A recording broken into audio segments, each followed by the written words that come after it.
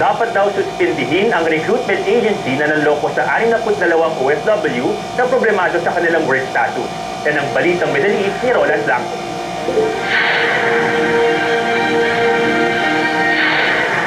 Suspindihin. Ito ang panawagan ng Riyadh-based advocacy group Patnubay sa gobyerno ng Pilipinas sa recruitment agency ng 62 OFW dito sa Riyadh.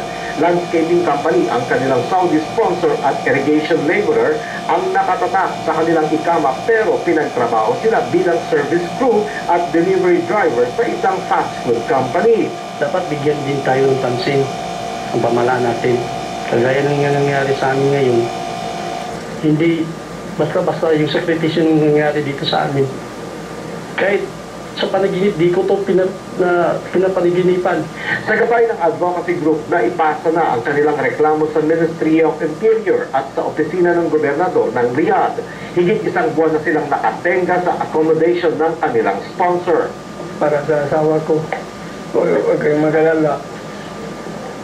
Kasi may mga tao na magtumulong sa amin. Especially sa Patnubay.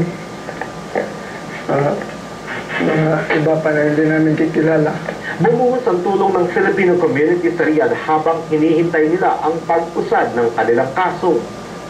Malaking tulong po sir yung mga pagkain na dumating sa amin sa mga tulong. Kasi kahit papano, nabawasan yung mga problema namin sir.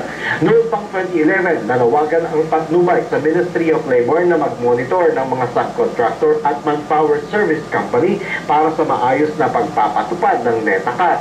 Pero sa Pilipinas, patuloy pa rin ang POEA sa umuning pag-aproba sa mga kontrata na hindi kumpirmado ng polo. Kaya't ang mga OFW naiipit sa ganitong paulit-ulit na kapalpakan.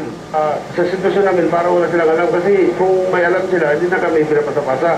Sa ngayon, ang mga donasyon mula sa Filipino community ang kanilang inaasahan para mailaos ang bawat araw dahil hindi na rin sila nakakapagpadala sa kanilang pamilya. Mahirap talaga kasi pagdating ko dito, si Shagyan din yung misis ko.